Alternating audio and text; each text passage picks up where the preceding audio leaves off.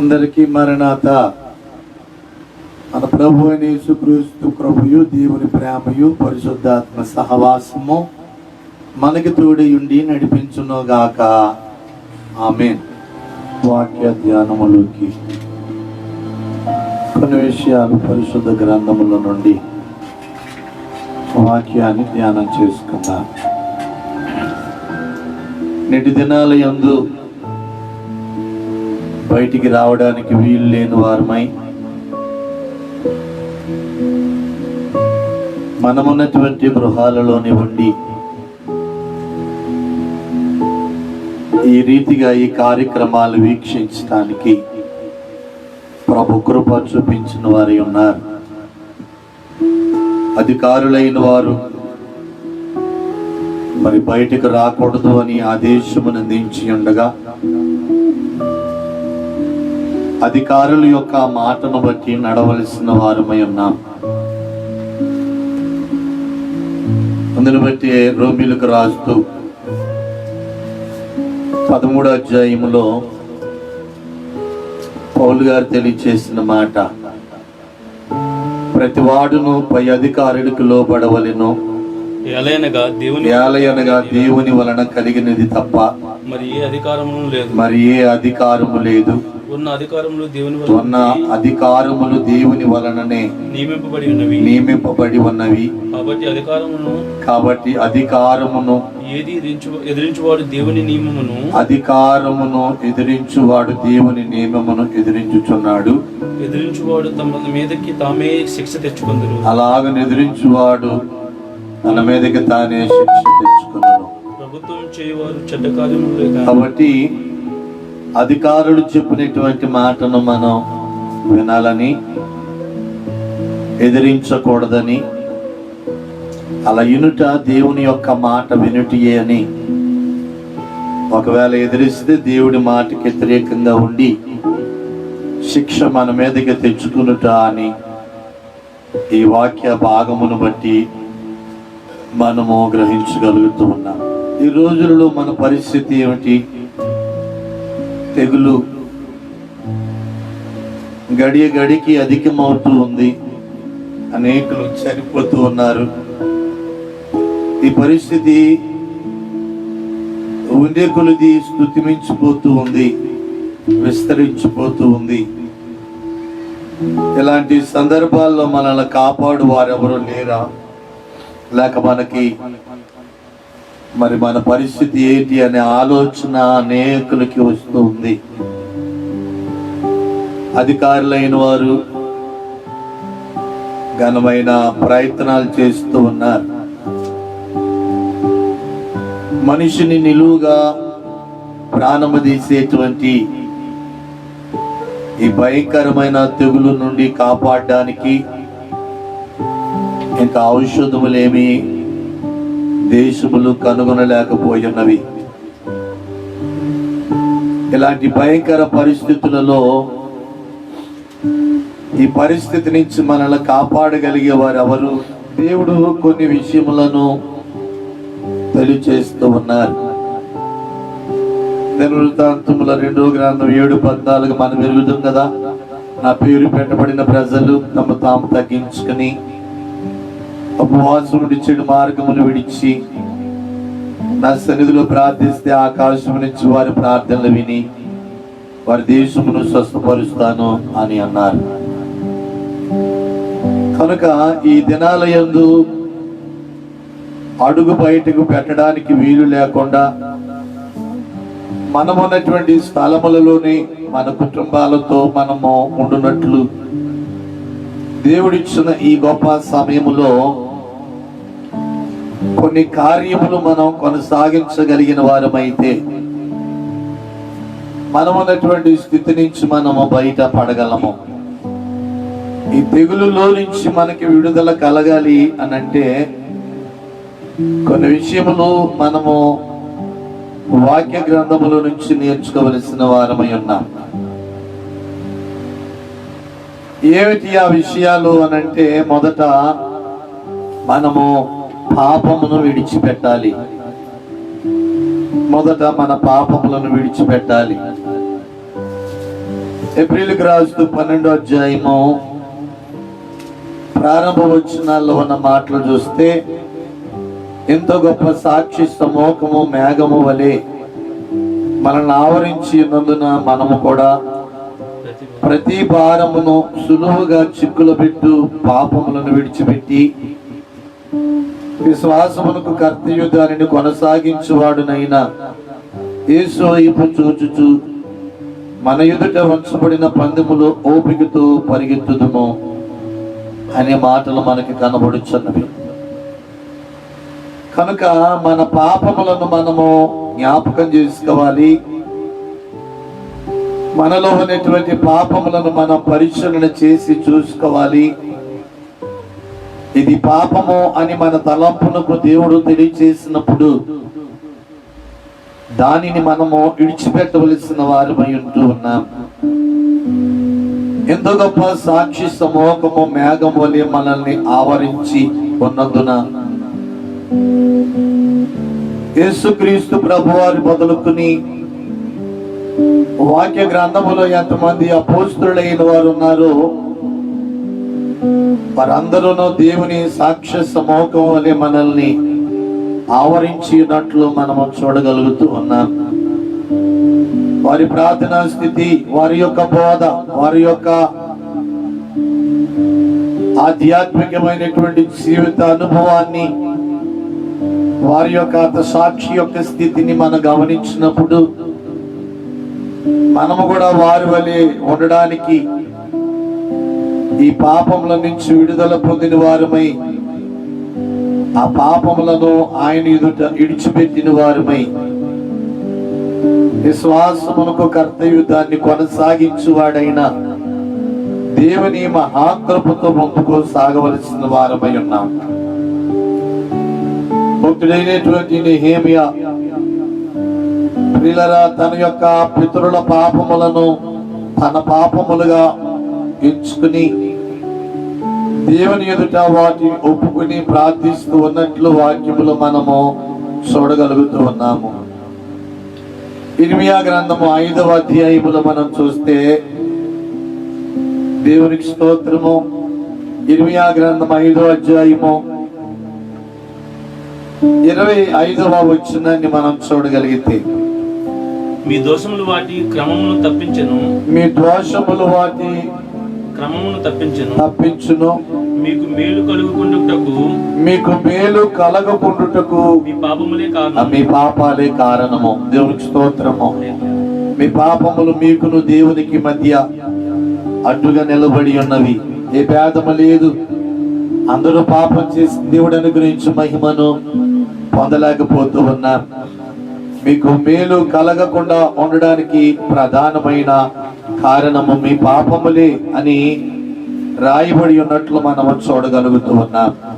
కనుక ప్రియులారా, ఈ భయంకరమైనటువంటి విపత్తు నుంచి మనం తప్పించబడాలి అనంటే ముందుగా మన పాపములను మనము విడిచిపెట్టాలి. రెండవదిగా చూస్తే మత్తయి సువార్త 17వ అధ్యాయము 20వ వచనము, మత్తయి సువార్త 17వ అధ్యాయము 20వ వచనము. అందుకని రెండోది ఏంటంటే విశ్వాసము లేకపోవుట. మొదటగా ఒక కీడును గెలవాలంటే పాపము విడిచిపెట్టాలి. రెండవదిగా ఒక అద్భుత కార్యమును మనం చూడాలంటే విశ్వాసం గలవారమై ఉండాలి. గెలవలేకపోవడానికి మొదటి కారణం పాపమైతే, రెండవ కారణము విశ్వాసము లేకపోతే. శిష్యులైన వారు ప్రార్థించి ఆ కార్యము జరగనందున ఎందుకు ఈ కార్యము జరగలేదని ప్రభుని అడిగినప్పుడు, మీ అల్ప విశ్వాసము వలన ఆ కార్యము జరగలేదు. ఆవగింజంత విశ్వాసం ఉంటే మరి కొండనెత్తి సముద్రాన పడద్రోయగలమని వాక్యము బైబిల్ చెప్తూ ఉంది. బైబిల్ మిషన్ వ్యవస్థాపకులు కూడా అదే మాట పద్య రూపంలో చెబుతారు. ఆవగింజంత విశ్వాస మమరియున్నా, కొండనెత్తి సముద్రాన్న పడద్రోయగలము. ఆవగింజంత సిరుపాప మంటియున్నా వధువు సంగమున చేరుటెట్లు. ఆవగింజంత విశ్వాసం ఉంటే చాలు, కొండలెత్తి సముద్రములో పడద్రోయగలము.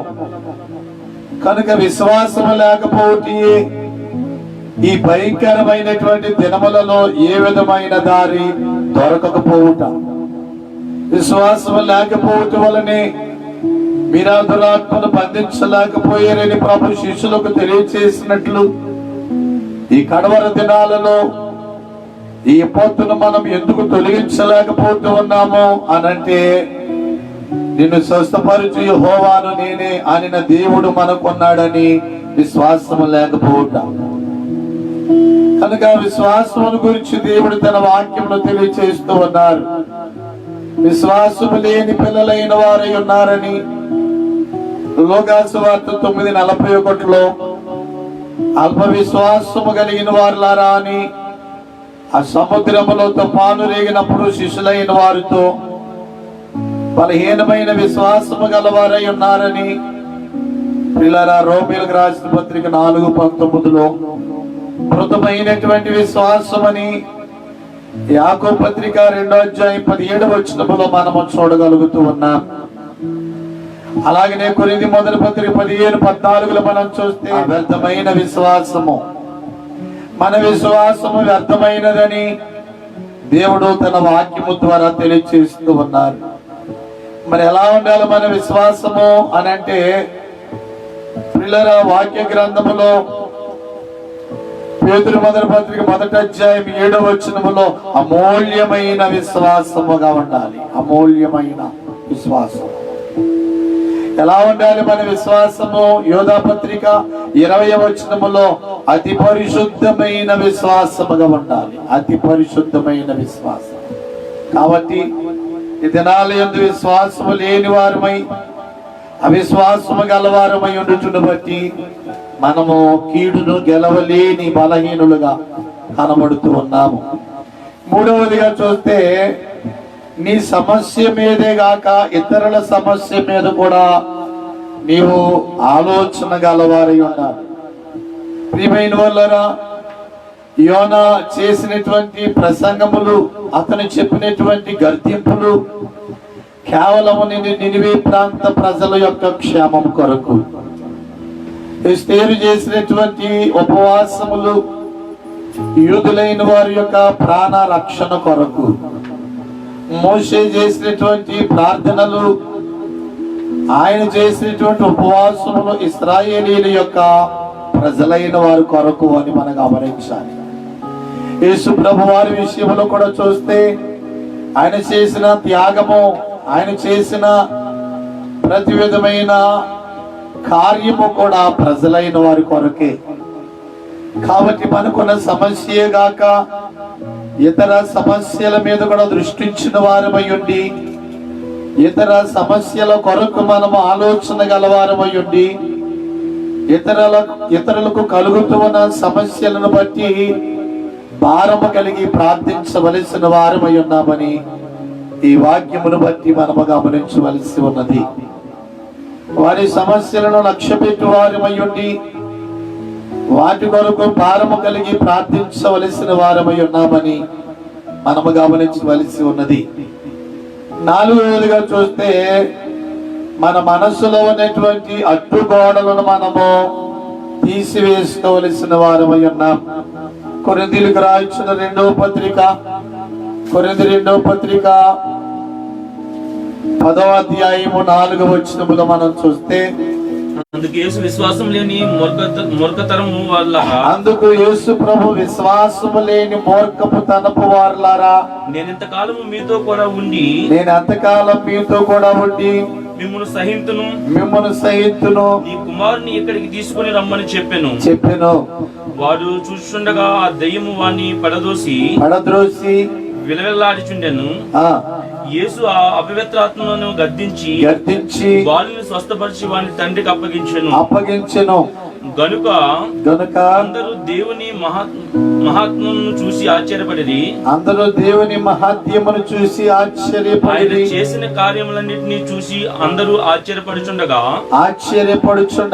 ఆయన ఈ మాటలు చెవిలో నాటనీయుడి, ఈ మాటలు మీ చెవులో నాటనీయుడి, మనిషి కుమారుడు మనుషుల చేతికి అప్పగించబోచున్నాడని తన శిష్యులతో చెప్పెను. అయితే వారు ఆ మాట గ్రహింపకుండానట్లు అది వారికి మరుగు చేయబడెను గనుక వారు దాన్ని తెలుసుకొనలేదు. దేవునికి స్తోత్రము.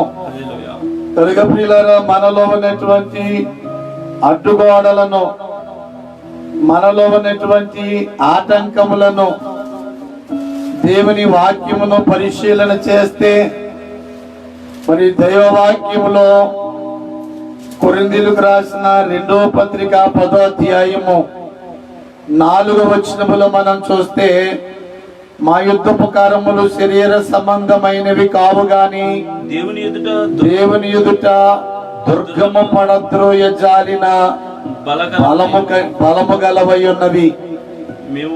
మేము దేవుని గురించిన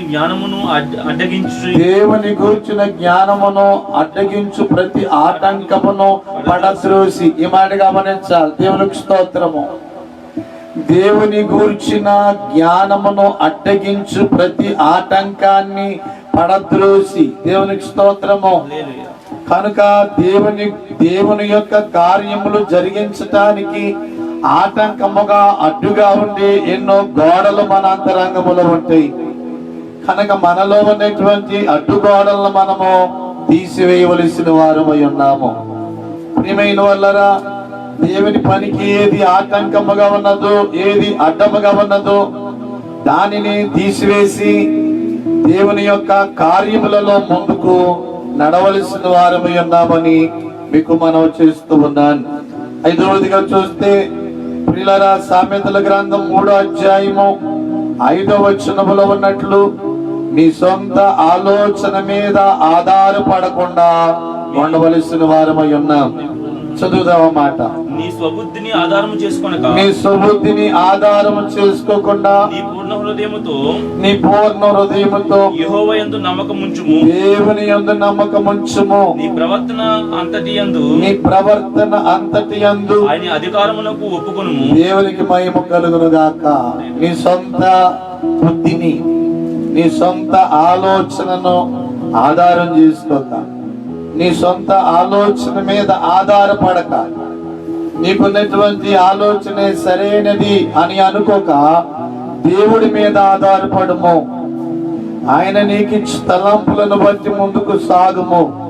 అప్పుడు ఆయన నీ కార్యములన్నిటిని కూడా సఫలపరుచు దేవుడై ఉన్నారని ఈ వాక్య గ్రంథమున మనము చూడగలుగుతూ ఉన్నాం. కనుక ప్రియులారా, మొదటిగా మనం చూస్తే పాపమును విడిచిపెట్టాలి. రెండవదిగా విశ్వాసమును సంపాదించుకుని వారిపై ఉండాలి. మూడవదిగా మన సమస్య మీదే కాక ఇతరుల సమస్య మీద కూడా దృష్టీకరించిన వారిపై ఉండాలి. నాలుగవదిగా మనలో ఉన్న అడ్డు గోడలను తీసివేసుకుని దేవుని పనిని ముందుకి కొనసాగించాలి. ఐదవదిగా నీ సొంత ఆలోచన మీద ఆధారపడకుండా దేవుని మీద ఆధారపడవలసిన వారమై ఉన్నాం. ఆరవదిగా చూస్తే ప్రార్థన లేని స్థితి. ఈ దినాల్లో ఇది ప్రాముఖ్యమైన సంగతి. అన్ని తెలుసు, అన్ని ఎరుగుతాం, కానీ మన బ్రతుకులో ఏమి లేదు అని అంటే ప్రార్థన లేదు. ప్రార్థన లేని స్థితి చూస్తే మార్కు 9:29 వచ్చును. అందుకాయన ప్రార్థన వలననే ఉపవాసం వలనే అని కూర్చబడి ఉన్నది. అందుకాయన ప్రార్థన వలననే ఉపవాసం వలననే కూర్చబడి ఉన్నది గాని ఉపవాసం వలననే కూర్చబడి ఉన్నది గాని మరి దేని వలనైనను ఈ విధమైనది వదిలిపోవుట అసాధ్యం. దేవునికి స్తోత్రము. ఇవాళ ఏ వదిలిపోవట్లేదు మనల్ని అనంటే, ఒక తెగులు మనల్ని వదిలిపోవటం లేదు. పిల్లరా, అది వదిలిపోవాలి అనేటువంటి ఆశ అందరికీ ఉంది. మరి అది ఎలా వదిలిపోతుంది అని అంటే, ఈ వాక్య భాగంలో ప్రభు చెప్తున్నాడు, శిష్యులైన వారు అడుగుతున్నారు, ప్రభువా ఆ దెయ్యము ఎందుకు వెళ్ళలేదు? ఆ దెయ్యము మేము ప్రార్థించినా ఎందుకు వెళ్ళలేదు? అది మా మాట ఎందుకు వినలేదు? మేము దాన్ని ఎందుకు లోపరుచుకోలేకపోయాం? అది మాకెందుకు లోపడలేదు అని అంటే, ప్రభు అంటున్నారు, ఇది ఇట్టిది ఈ విధమైనది ప్రార్థన ద్వారా తప్ప ఇక దేని ద్వారా అయినా వదిలి వెళ్ళదు అన్నారు. కనుక ప్రియులారా, ఈ భయంకరమైన స్థితులలో మన ఇళ్లలోనే మనం ఉన్నాం, కానీ ఏమి లేదు అంటే బలమైన ప్రార్థన లేదు, ఎడతెగని ప్రార్థన లేదు, ప్రసవ యాదన ప్రార్థన లేదు, అనునిత్యము చేసేటువంటి ప్రార్థన స్థితి మన గృహములలో లేదు. నిర్గమాకాండ 17వ అధ్యాయంలో రాయబడిన మాటను మనం చూస్తే 17వ అధ్యాయము 11వ వచనము, మోషే తన చెయ్యి పైకెత్తినప్పుడు ఇశ్రాయేలీయులు గెలిచిరి. మోషే తన చెయ్యి దింపినప్పుడు అమాలేకీయులు గెలిచిరి. మోషే చేతులు బరువెక్కగా వారు ఒక రాయి తీసుకుని వచ్చి అతడు దాని మీద కూర్చుండటకై దానిని వేసిరి. అహరోను హూరులు ఒకడు ఒక ప్రక్కను ఒకడు ఆ ప్రక్కను అతని చేతులు ఆదుకొనగా దేవునికి మహిమ కలుగును గాక. చేతులు పైకెత్తి ప్రార్థించినప్పుడు విజయం కలుగుతూ ఉంది, ప్రార్థన చేయలేనప్పుడు అపజయం కలుగుతూ ఉంది. ఈ దినాలలో భయంకరమైన స్థితిలో ఈ వాక్యాన్ని వింటూ మీ గృహాలలో ఉన్న దేవుని పిల్లలైన వారులారా, మోషే చేతులు పైకెత్తి ప్రార్థన చేస్తున్నప్పుడు ఆయన జయమును పొందుతూ ఉన్నాడు. బలహీన స్థితిలో ఆయన ప్రార్థన చేయలేనప్పుడు అపజయము పొందుతూ ఉన్నాడు. కనుక ప్రియులారా, ఈ దినాలయందు ఈ ఉన్నటువంటి భయంకరమైన స్థితులలో మనం జయం పొందాలి అని అంటే, మనము మన చేతులు దేవుని తట్టు చాచి బలమైనటువంటి ప్రార్థన చేసే వారమై ఉండాలి, ఘనముగా ప్రార్థించు వారమై ఉండాలి. కనుక ప్రియులారా, మన యొక్క స్థితి ఏమి లేదు అంటే ప్రార్థన లేని స్థితిలో మనం ఉన్నాం. కాబట్టి ప్రార్థన విధిగా చేయవలసిన వారమై ఉన్నాం. 7వదిగా చూస్తే, రక్షించు దేవుని మీద నమ్మకము ఉంచవలసిన వారమై ఉన్నాం. ప్రియమైన వాళ్ళరా, దేవుని వాక్యములు మనం పరిశీలన చేసినప్పుడు యెషయా గ్రంథం 12వ అధ్యాయంలో రాయబడినటువంటి మాట మనము చూడగలము. యెషయా గ్రంథం 12వ అధ్యాయము 2వ వచనము, ఇదిగో నా రక్షణకు కారణభూతుడు వగు దేవుడు, నేను భయపడక ఆయనను నమ్ముకొనుచున్నాను. యెహోవాయే నాకు బలము, ఆయనే నా కీర్తనకాస్పదము. దేవునికి స్తోత్రము. కాబట్టి ప్రియులారా, నా రక్షణకు కారణభూతుడగు దేవుడు, నేను భయపడక ఆయనను నమ్ముకుని ఉన్నాను. రక్షించడానికి సమర్థుడైన దేవుని మీద ఆధారపడాలి. ప్రపంచ దేశ నాయకులందరిది ఒకటే పని, ఈ భయంకరమైన విపత్తు నుంచి రక్షించాలని. మంచిదే ప్రియులారా, కానీ రక్షించగల సమర్థత వారికి ఉన్నదా? రక్షించాలని ప్రయత్నం చేస్తున్నారు, మంచిదే, గాని వారు రక్షించలేరు. కాబట్టి ఏ దేశస్థుడైనా ఏ మతస్థుడైనా ఆ ప్రమాదం నుంచి తప్పించబడాలంటే వారు చూసేది ఎవరి వైపు? దేవుని వైపు. కనుక దేవుడు రక్షించడానికి సమర్థుడు, ఆయన రక్షించు సమర్థత కలిగినటువంటి దేవుడు గనుక, ఆయనకి సమస్తము సాధ్యము గనుక, ఆయన ప్రమాదములో ఉన్న వారిని రక్షించే కాదు, చనిపోయిన తర్వాత కూడా తిరిగి వారిని బ్రతికించగలిగిన దేవుడు గనుక ఆయన మీద నమ్మకం ఉంచాలి, ఆయన వైపు చూడాలి, ఆయన మీద ఆధారపడాలి. రక్షించు సమర్థత గల దేవుని మీద నమ్మకాన్ని ఉంచుకోవలసిన వారమై ఉన్నాం. 8వదిగా చూస్తే, సరి అయిన ప్రణాళికను కలవారమై ఉన్నాం. లోకాసు వార్త 14వ అధ్యాయము, లోకాసు వార్త 14వ అధ్యాయము 28వ వచనాన్ని మనం చూస్తే, మీలో ఎవడైనా ఒక గోపురము కట్టింపగోరిన ఎడల కట్టాలనుకున్న ఎడల దానిని కొనసాగించుటకు కావలసినది తన యొద్ద ఉన్నదో లేదో అని కూర్చుడి, తగులుబడి ఎదుట లెక్క చూచుకునుడి. మొదట కూర్చుకునుడి, తగులుబడి లెక్క చూసుకున్నడా చూసుకున్న ఎడల అతడు దాన్ని పునాది వేసి ఒకవేళ దాన్ని కొనసాగించలేకపోయినందున చూచువారందరూ ఈ మనుషుడు కట్ట మొదలు పెట్టెను గాని లేకపోయినని అతన్ని చూసి దేవునికి స్తోత్రము చేసాగాను. కనుక సరైనటువంటి ప్రణాళిక గలవారమై ఉండాలి, సరైనటువంటి స్థితి గలవారమై ఉండాలి, సరైనటువంటి నిర్ణయములు తీసుకున్న వారమై ఉండాలి. 9వదిగా సమాజముగా కూడుకునుట మానకుడి అనే సంగతి గమనించాలి. ఈ రోజున ఉన్న ఇబ్బందులను బట్టి అందరము మందిరములో కూడుకోలేము, గాని మన గృహముల యొద్దే మనం సమాజముగా కూడుకుని ఈ కార్యములు ఆగిపోకూడదు, గాని సాగిపోయేటట్లు మనము స్తుతించవలసిన వారమై ఉన్నాం. ప్రియమైన వాళ్ళరయ్యో, ఆరాధన ఆగిపోయింది, పండుగలు ఆగిపోయి, ప్రార్థనా కార్యములు ఆగిపోయియే అని బాధపడుతూ ఉన్నాం. కానీ ఇవేమీ ఆగిపోలేదు. ఇవేమీ ఆగకుండా సాగిపోవడానికి దేవుడు కృప చూపించిన వాడై ఉన్నాడు. ఎప్పుడైతే ఆగిపోయినవి అనుకుంటూ ఉన్నామో అప్పుడే సాగిపోయే వారిగా మనం ఉండాలి. పిల్లరా గమనించండి, ఇశ్రాయేలీయులు ప్రయాణం ప్రారంభించారు, సాగుతా ఉంది. వారి ప్రయాణము ఎర్ర సముద్రం దాకా సాగింది. ఆ సముద్రాన్ని చూసి వారి ప్రయాణం ఆగిపోయింది. వారు అనుకుంటున్నారు మన ప్రయాణం ఆగిపోయింది. ఈ ఆగిపోయిన మనం ఇంకెట్టి పరిస్థితుల్లో సాగిపోలేము, వెనక వచ్చి ఉన్నవారు మనల్ని చంపుదురు. అట్లు కాదని ముందుకు వెళ్ళినా మనం ఈ సముద్రంలో చనిపోయే వారమే.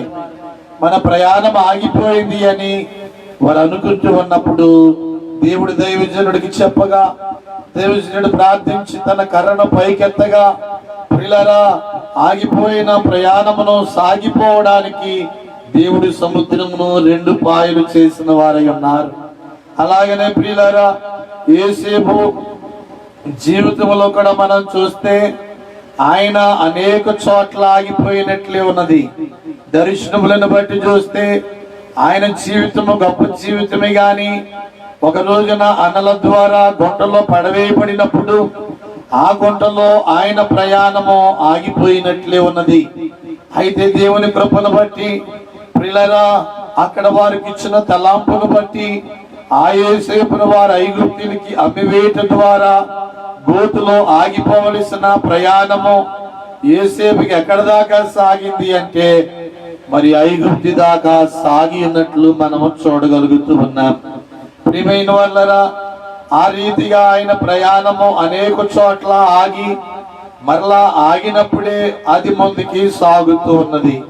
ఎక్కడ దాకా సాగింది అంటే ఐగుప్తు సింహాసనము దాకా ఆయన ప్రయాణము సాగి ఉన్నట్లు చూడగలము. ప్రియమైన వాళ్ళరా, ఇలాగన వాక్యములు మనం చూస్తే యేసు ప్రభు వారు కూడా తన పనిని ఎన్ని అభ్యంతరాలు వచ్చినా దైవ చిత్తాన్ని నెరవేర్చి శిలువ మోసుకుని శిలువపై ఆయన బిగించబడి తన ప్రాణమును విడిచుచు పలికిన 7 మాటలలో చివరి మాట, నా ఆత్మను అప్పగించుచున్నానని చెప్పి ఆయన కన్ను మూసిన వారై ఉన్నారు. చాలా మంది అనుకున్నారు అప్పుడు యేసు ప్రభు పని అయిపోయింది, ఈ యొక్క స్వార్థకుని పని అయిపోయింది అని అనుకున్నారు. కానీ అక్కడి నుంచి ఆయన పని ప్రారంభమైంది.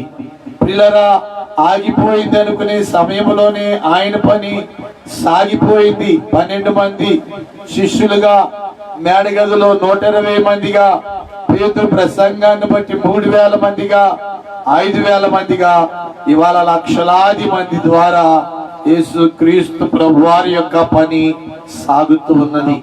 కనుక ప్రియులారా, ఇదిగో మన పని అయిపోయింది అనుకుంటూ ఉన్న ఈ దినాలలో మన అందరమును సమాజముగా కూడుకుట మానకుండా విరివిగా కూడుకుని మనం ఏం చేయాలి అని అంటే బలమైనటువంటి ప్రార్థన. ఆగిపోయిన ఈ పని ఈ దినముల యందు దేవుని కార్యములలో సాగిపోవునట్లుగా గొప్ప స్థితిని గలవారమై ఉండాలి అని మీకు మనవి చేస్తూ ఉన్నాను. అట్టి కృప దేవుడు అనుగ్రహించును గాక. ఆమేన్. అందరికీ మరణాత మరణాత మరణాత.